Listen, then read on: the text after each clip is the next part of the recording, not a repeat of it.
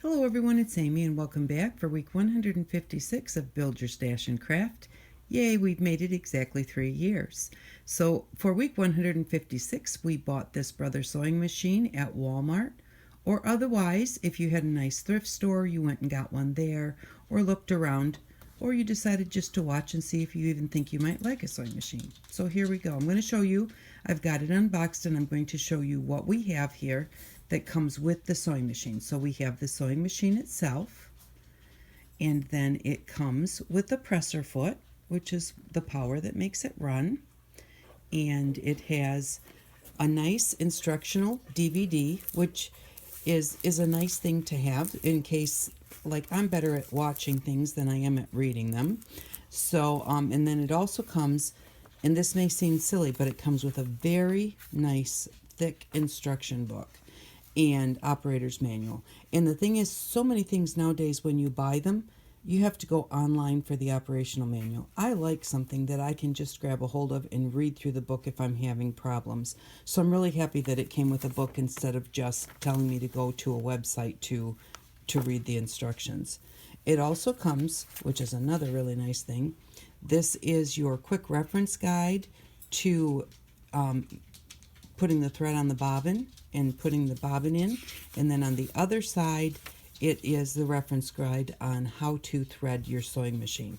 So that's nice to have that nice and handy in case you want to, first off, if you're just first learning how to thread your sewing machine, because it can get a little bit confusing, and then secondly, if you haven't used it in a long time and you need just a little refresher. And then it comes with its little warranty cards and that type of thing. So, and then it also comes with 3 bobbins, and then lots of little bits for your sewing machine, different types of feet. It even has 3 extra needles, which is a really nice thing. Make sure that you keep this so that you know what type of needle you need. If you have to go to the store to buy yourself some more. And then also here somewhere it has a nice little, guess we didn't go through that one.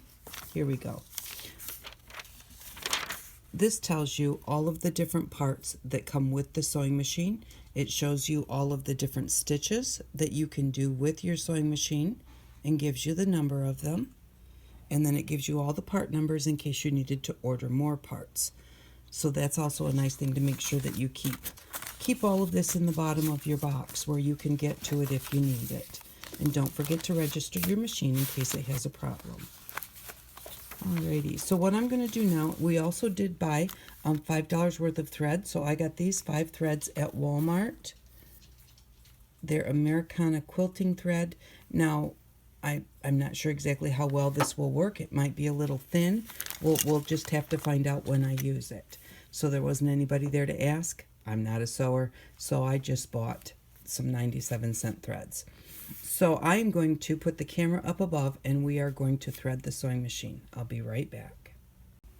Okay, I am back and we are going to thread our bobbin. So the first thing we're going to need to do is plug in our machine. And so to do that, on your presser foot, you have this electrical connection, and on one side it has a cord that goes to the presser foot, and the other side the cord that gets plugged in. So you just look at the way it's got, oh, it's hard to see. It has 3 holes, and then it kind of has 2 dents between the 3 holes, and then this side is solid. So you're just going to look at your machine and see where the solid side is and see where the 2 dents would go. And that's the way that you would line it up then. The dents go right where these 2 little spots are. And so you're just going to put that in there. Slide it in nice and tightly. And then plug your machine in to your power outlet.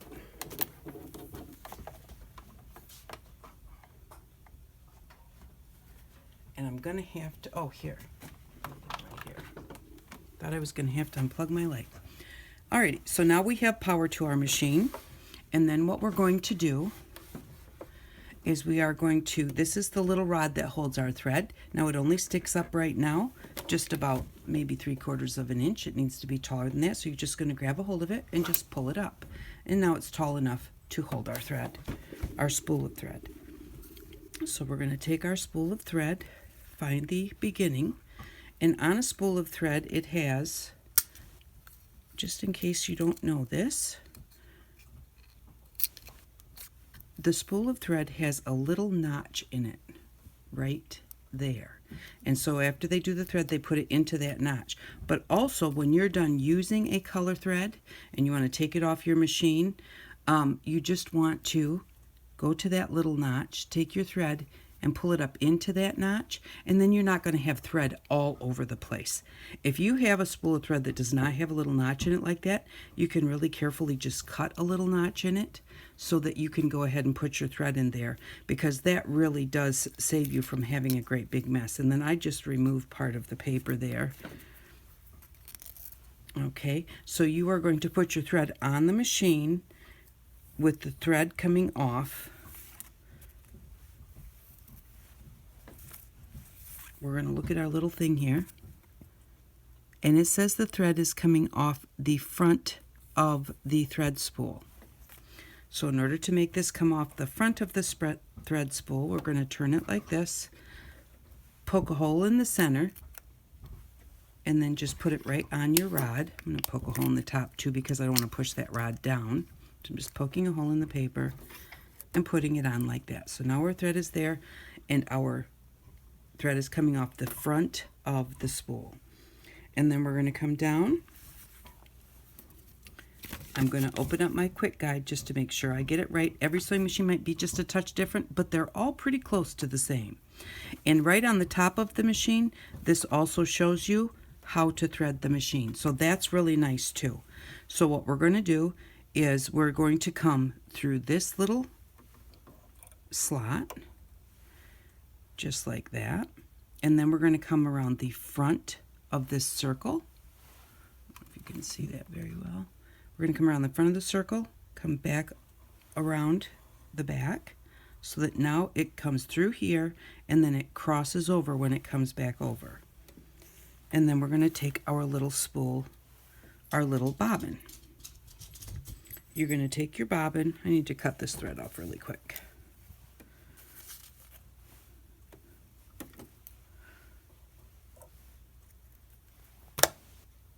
And whenever you cut thread, you want to try and have a pair of scissors that has a decent cut on them, because if you get your thread all frayed when you cut it, it's hard to use to put through the needle. And I know we've got a bit of shadow, but I can't do a lot about that. I've got all the lights on that I possibly can. All right, so we're going to take our thread. There is a little tiny hole in the spool, and from what I have seen, there is not a top or bottom to the spool. It doesn't matter which way you do it, and there's a hole on either side, but you're going to take your thread from the inside and put it up through that hole, and then hold on to it, and then we're going to line it up. There's a little notch inside this spool, and there's a little notch in here, so we're just going to find where those notches line up. Hold your thread,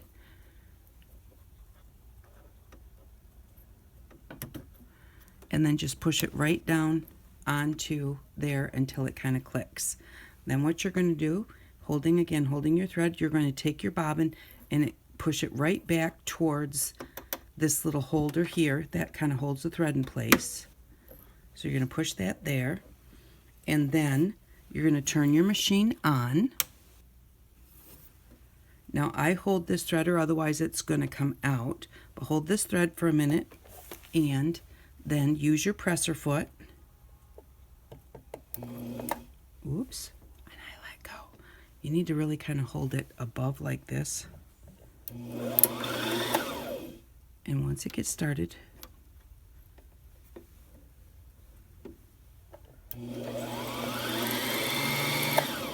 I'm not holding it because it came out of the hole and did not catch itself. So we're going to do this again. We're going to take this off.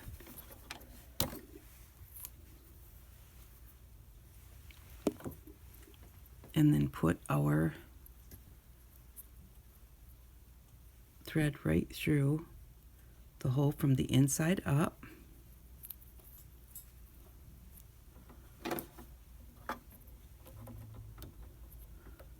Find the little spot on our bobbin that lines up.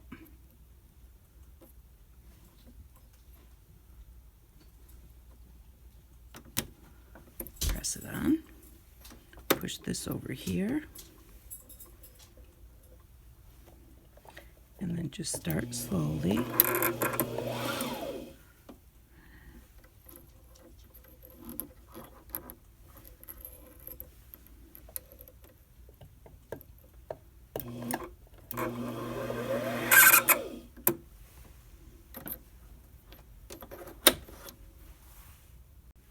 Okay, I left that part in so we could figure out what was going on here.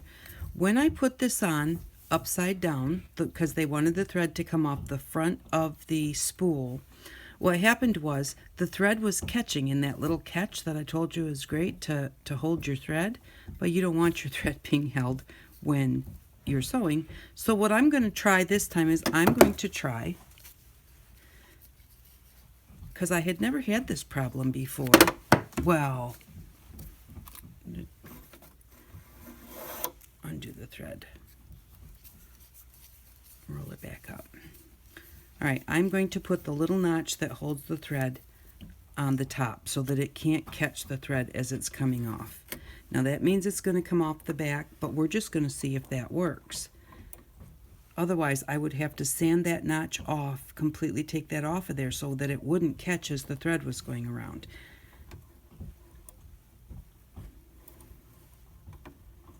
We're going to come through here, around the front side to the back side, and then come over to our bobbin.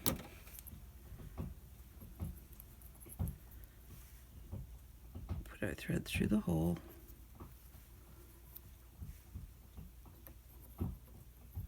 Find the notch in the bobbin.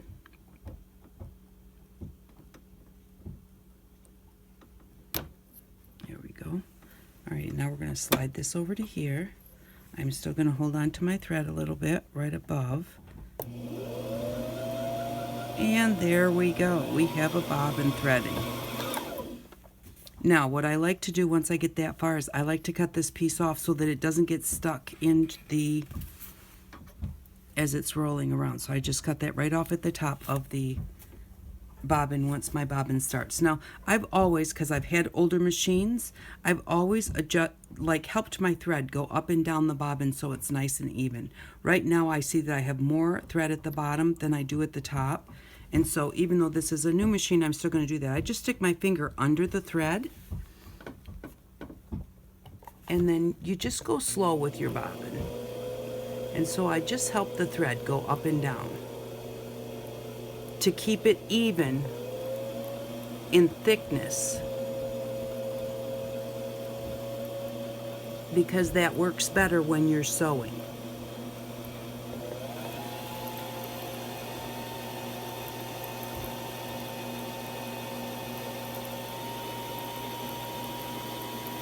Now it seems to be going all on its own.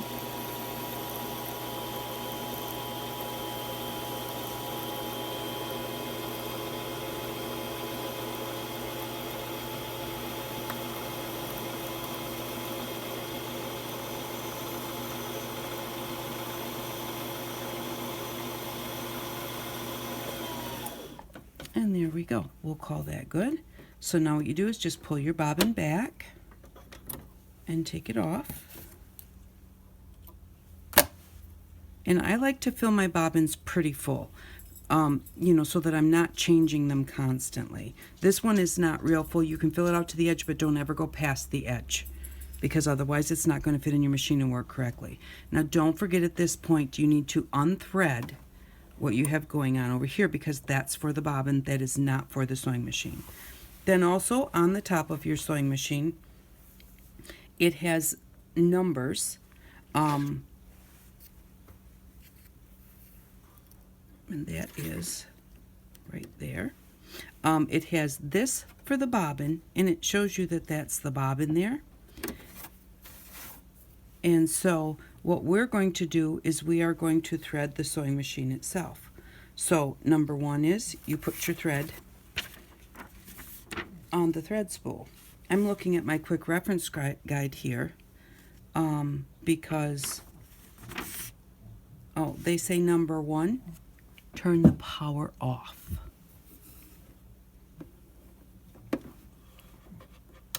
So there we go. The power button is right on the side there, right above where we plugged in the thing. Okay, so number 2, the mark on the wheel should point up. So we're going to look over here, and there is a line on the, it's not a dark line, but there is a raised line here. So we're going to point that right straight up. And what that's going to do is make it so that it's easy for us to thread the needle when we get there. Okay, and so then we have number 2 is we're going to come over and go right through this line, and it says number 2 on there. You go down, and there's a little catch in there. So you're going to go down. No, for the bobbin, you go through here, around here, and back over. Okay, so now we will thread the machine, and on the side here, on the turning spot, there is a line that needs to be pointing straight up. Make sure that your sewing machine is turned off. We've got our thread on here, and what we're going to do is for the bobbin, we came through this slit and around this circle. For threading the machine, we are still going to go through this slit, but then we're just going to come straight down into this slot. Now on the machine it shows, here is 1 for sewing. This one shows the bobbin here. This one shows number 1 for sewing here. Number 2, we're going to come down into this slot. I'm going to try and lean this back on my light so that you can see it. There, I think that's going to work. So we're going to come right down. Here it says number 2, so we're coming right down this slot. Number 3 is here, and it has a little arrow to show you that we're going to go around here like this. Number 4 is right up here. Now, when I was younger, this little lever has a little hole in it that you would thread through, and it would come just up above the plastic, the casing, so you could put your thread through it. This one does not do that. I've been using it, and I've been threading it through that little hole and taking a pair of scissors and trying to pull the extra piece out, you know, to get a hold of it again to continue going. Just in looking at the quick reference guide, there is a slot in this little lever, and so what you're going to do is you're going to take your thread and make a little loop like this, and then you're just going to stick your loop down in there and pull. And it has, here, let me show you in the quick reference guide. So that was number 4. Let's see here. Oh, it's right here. Okay, so number 4, well, that was number 5 because number 1 was turn off your machine. But there's a little latch, see? So we made that little loop and we pulled it right onto that latch, and it came up to the hole instead of trying to go through that hole, which is always inside the casing. All right, so now we've done that. That was number 4. And it says number 4 right at the top. Number 5 is to come right down here.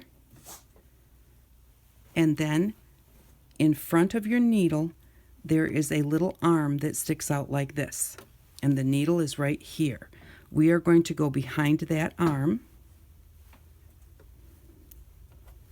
If I can get a hold of my thread. We're going to go behind that arm so that catches it, and that holds the thread right in line with your needle. And then the last thing we need to do is thread the needle, which I have a very frayed end on my thread. So I'm going to try and find a place on my scissors that's not too bad. That's not the spot. There, to get a nice good cut. And then you thread the needle from the front to the back.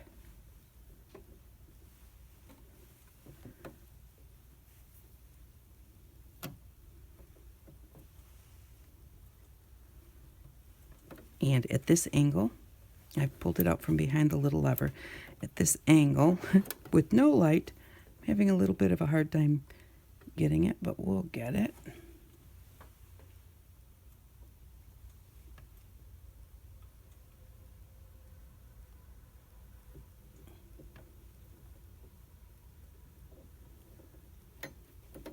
and make sure that you don't get your thread wrapped around the foot once you get it threaded. Okay, I'm going to hang on to this end that I just threaded, and again I pulled it out from behind that little lever, mostly because of like the angles and everything that I'm at. So I put it back behind there, and there we go. Now it's threaded. Now we're going to put our bobbin in, and I'm going to try and get a better angle so you can see the bobbin and see how that works. I'll be right back. Okay, I'm back, and we'll put the bobbin in now.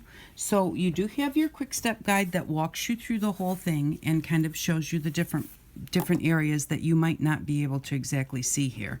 But the first thing you're going to do is there's a little plastic case here. You're going to pull that off, and then I guess this came with 4 bobbins. I've had this for a while to make sure that I could use it and make sure that I liked it before I suggested that we purchase this. And so what you're going to do is you're going to put your bobbin in, and you want the thread to be coming off the back side of your bobbin. And then there's a little kind of like another little hook in here that you're going to bring your thread around. So we're going to put the bobbin in with the thread coming out towards us. And then what I do is, so that my bobbin doesn't keep unrolling, I hold my bobbin down, and then I bring my thread over this way to get it underneath that little the little hook that's in here. Okay, and once you go around the hook, your thread, as you go this way, you're not going to be able to pull your thread all the way back around the bottom. That's how you know you've got it hooked in there, because the thread will only come back this far. So it's went on the hook and it stopped right there.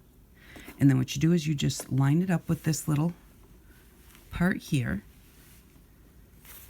and put your plastic back on.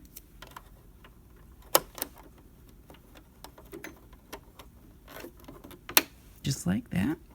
And then you've already got your top threaded. Now what I'm going to do is I'm going to take my thread, and there's a little, there's a slot in the foot. So I put my thread through that slot so that I can make it go straight out the back. On this little part here, right at the very end, there is a little razor blade. And so what I'm going to do is I'm going to just pull my thread tight there, and it's just going to cut it off. So I don't have a whole ton of thread I'm trying to pull through. And then just take your hand, hold on to the thread of your needle, or it may unthread, especially if you don't have a very long thread sticking out. But also you just hold that thread, just hold it just a little taut, and then you're just going to turn the handle on the other side till it goes all the way down. Your needle goes all the way down and comes all the way back up. When your needle gets all the way back up, you're going to see the bobbin thread kind of move across underneath your little clear plate here. That means that it grabbed it.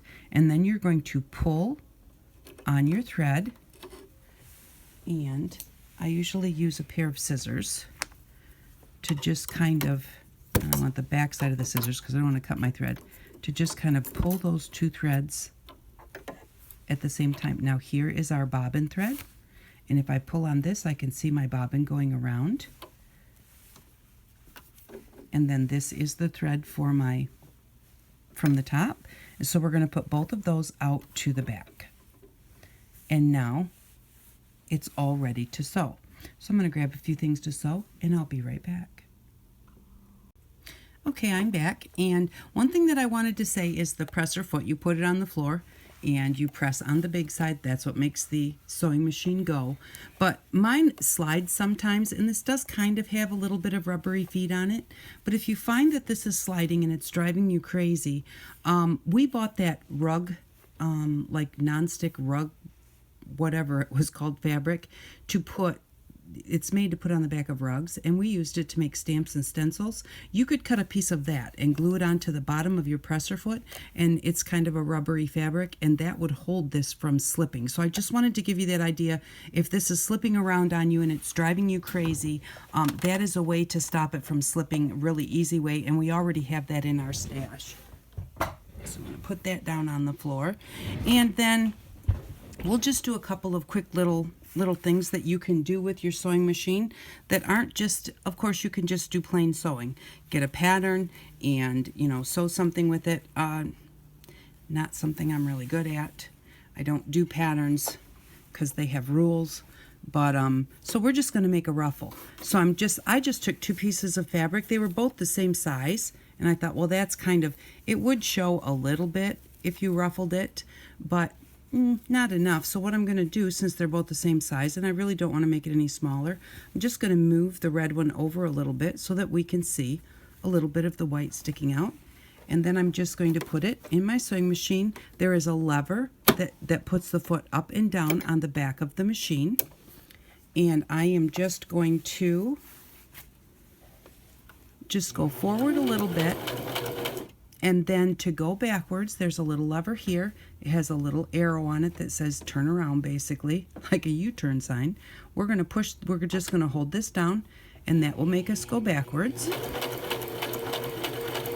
And then we're going to go frontwards again. Now what that does is that actually puts a knot in your thread so that it doesn't come undone. Now if you're going to cut this into pieces, you might want to tap a little bit of glue wherever you cut it on the thread so that it doesn't come unthreaded.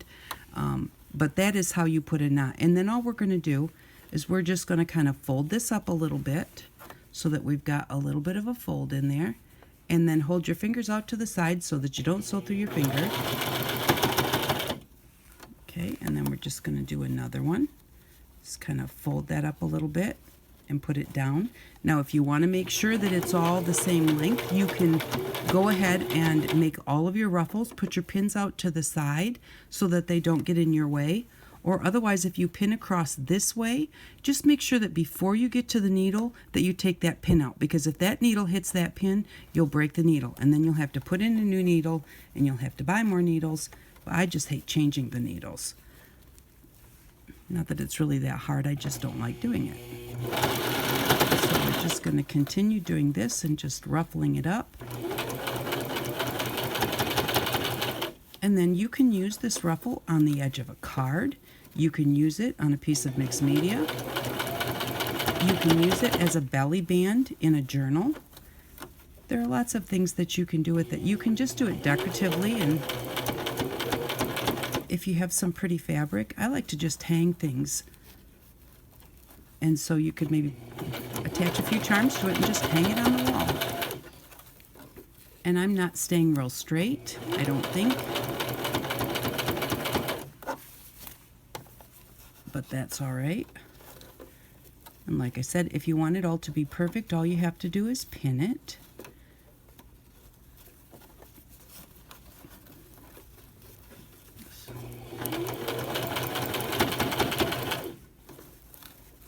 And once you get the hang of it, once you get on a roll, it's not as hard to do.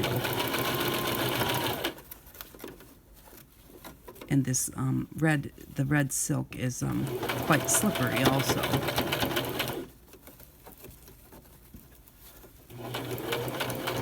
So you just take your time. It's something like this where you're having to pleat it as you go. You're not going to just whiz right through it. Just have fun playing with it.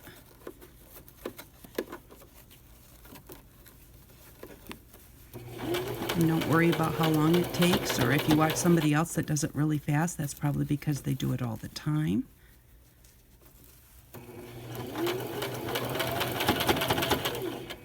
I'm just going to run off the end, and then I'm going to go backwards and then forwards. And then you're going to lift your foot up. When you lift your foot up, if your needle is in the up position, your thread will just pull right out of there. Pull out enough so that it comes like a little bit past the side of your sewing machine. Hang on to it. And then cut it off. And then just put it back behind your needle again so that it doesn't, and you see, if you don't have enough thread hanging out there, if there's just a little bit, when you start to sew, that needle will pull on the thread and it will come unthreaded. So, and then we have a ribbon that looks like this. And that's just fun. And you can do it with fabric. You can also do it with paper. Something fun. Oh, I pulled the thread around, so I want to get that back out there. Is parchment paper. And you can also ruffle that. I just took some parchment paper, took some random stamps, and stamped on it with permanent ink. And because it's paper, you can go through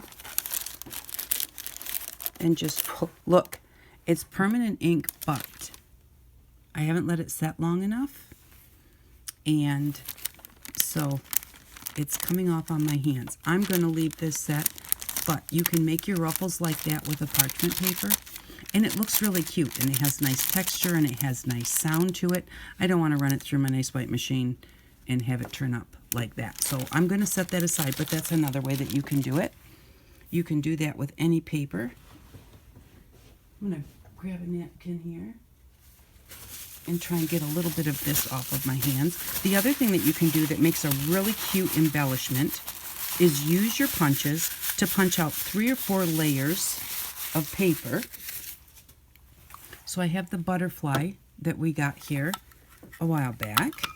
And then I just have some random scrap paper that I pulled out of my scrap box.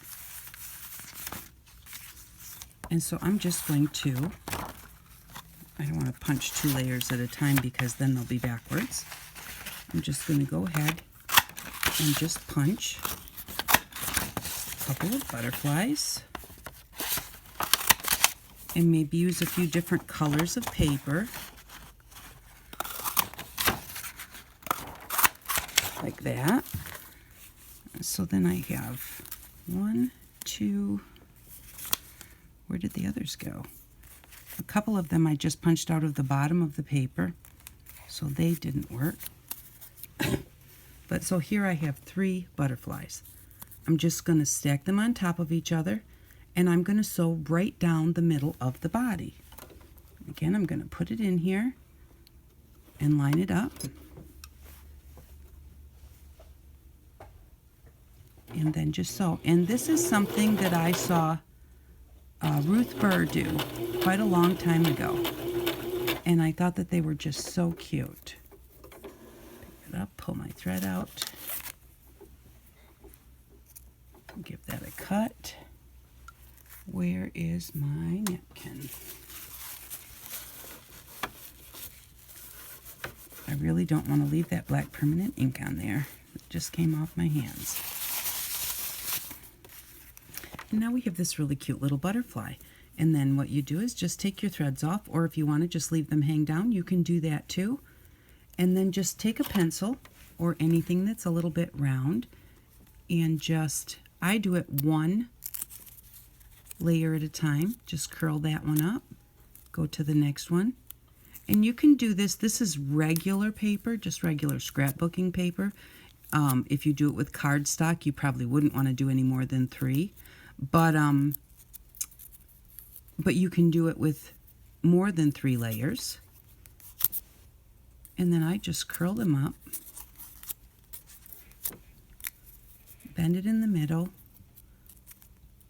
kind of separate them out, and then you've got a really cute little embellishment to go on a card or something. And there we go. And it's really cute, and it's 3D.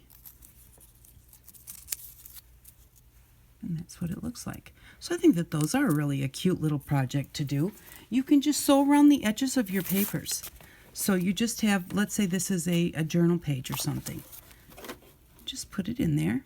And you have lines on your thing here, so you can line it up to a certain line so that you can stay straight if that's what you want to do. So I can line it up with this. Make sure that your threads are both going backwards, because that just makes it so much easier. If I can get a hold of them. There we go. Alrighty. I'm gonna line it up with a line that's right next to my presser foot. A lot of times I line it up right with the edge of the presser foot. And then and with paper, I don't like to try and go too fast because I don't want to rip my paper. And with paper, you may want to have a larger stitch so that your needle is not going in real close to each other and making the paper so that it rips. Now there's a knob here that gives me my different stitches, and so I'm gonna I just turned it to number 5, which is the zigzag.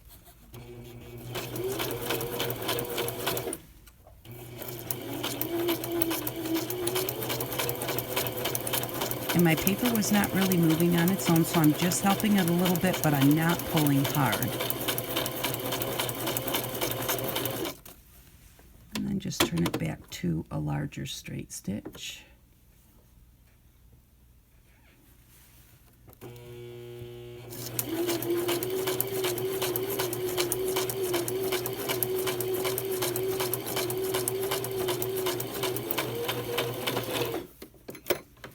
And there we go.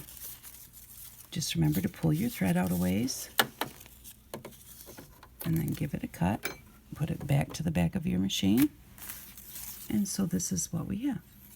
And now see here, it wasn't really moving at all. And then here's where I was kind of helping it along. The zigzag didn't turn out really well. And I'm actually not sure that I had it on the right setting. But you can play around with that. And if you're having problems, especially if the back of your whatever you're sewing is all bunched up or knotted up, or you're having problems, that's your tension. And your tension is this button here. And it would be good if you're having real problems to go and try and watch some videos on tension, because I'm not real good at that. And this is, the tension is what makes it mess up in the back. So that is what we have there, and that's just really quite cute. And also, I forgot to tell you, if you want to, if you don't have a pair of scissors with you, right here, I'm not sure if you can see, but right here is a little cutter that you just take your thread, and there's a little razor blade in there, and you just pull down on it, and it just cuts your thread. So you can use that if you don't have your scissors, or some people like to use that all the time. I've never been one much to use that. So, and then another thing that I thought was cute was I cut out some hearts to go ahead and sew through the middle. But I thought, well, this is really cute, and it could be used. Just sew the three of them together right in the middle.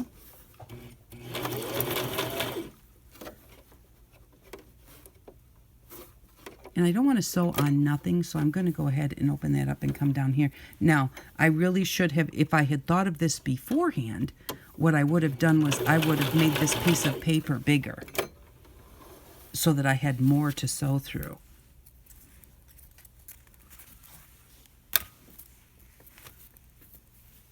But so now we've got this, which is kind of cute, but my thought was to just sew the top and sew the bottom, and leave it messy, or trim your strings and make it straight if you have a decent pair of scissors. And then it's just sewn together like that. And then it would make a really cute little photo holder. So here I did a bigger one where you could cut a heart out and put it on the front of a card. And, you know, cut maybe 2 or 3 of the hearts. But, you know, you don't have to have more than one of, you don't have to save more than one of these. And then just sew through it. Right, you've got your fold line because you made it yourself. So you folded it in half to make your heart. And it really is important to make sure you keep that thread out the back. So that's why you'll always see me do that. And then just find your fold line.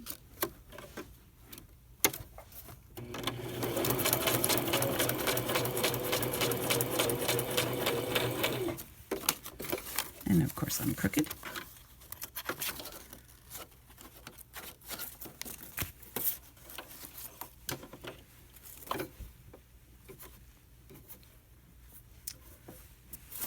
Okay. Did I unthread my needle? No. Okay, there it is. You just want to make sure you have both of those threads, or it will unthread your needle. Come back down right here.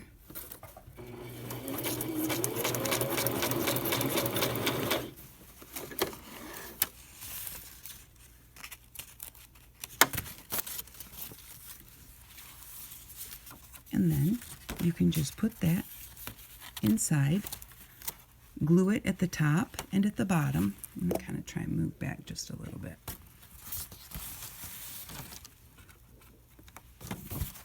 So now you've got the little threads on there. You can glue it at the top and the bottom and slide a picture in there. Or you can put your sentiment in there, and then you have like your 2 or 3 hearts on the front that are sewn together and kind of stick up a little bit, and that would make a really cute card, a really quick cute card. So, and gives you something to do with this. So, and you could actually do your, if you do 3 hearts, you could do your 3 layers together and just glue the bottom one down, and then the top 2 would be kind of fluffy, and that would be really cute too.